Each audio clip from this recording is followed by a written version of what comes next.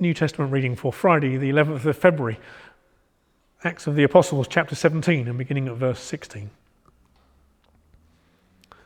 While Paul was waiting in Athens for Silas and Timothy, he was greatly upset when he noticed how full of idols the city was.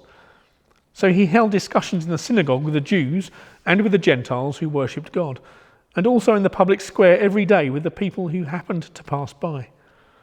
Certain Epicurean and Stoic teachers also debated with him. Some of them asked, "What is this ignorant show-off trying to say?"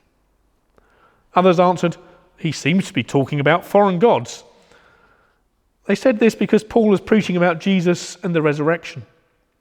So they took Paul, brought him before the city council, the Areopagus, and said, "We would like to know what this new teaching is that you are talking about. Some of the things we hear you say sound strange to us, and we would like to know what they mean."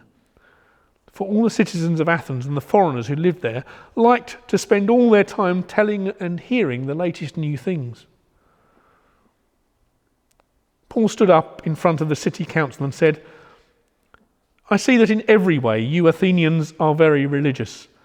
For as I walked through your city and looked at the places where you worship, I found an altar on which is written, 'To an unknown God.'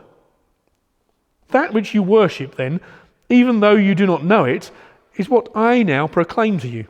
God, who made the world and everything in it, is Lord of heaven and earth, and does not live in man-made temples. Nor does he need anything that we can supply by working for him, since it is he himself who gives life and breath and everything else to everyone. From one man he created all races of mankind and made them live throughout the whole earth. He himself fixed beforehand the exact times and the limits of the places where they would live. He did this so that they would look for him and perhaps find him as they felt about for him. Yet God is actually not far from any one of us. As someone has said, in him we live and move and exist. It is as some of your poets have said, we too are his children. Since we are God's children, we should not suppose that his nature is anything like an image of God or silver or stone shaped by the art and skill of man. God has overlooked the times when people did not know him, but now he commands all of them everywhere to turn away from their evil ways. For he has fixed a day in which he will judge the whole world with justice by means of a man he has chosen.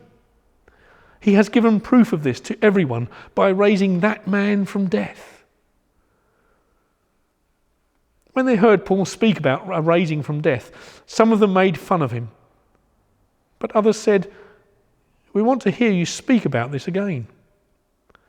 And so Paul left the meeting. Some men joined him and believed, among whom was Dionysius, a member of the council. There was also a woman named Damaris, and some other people.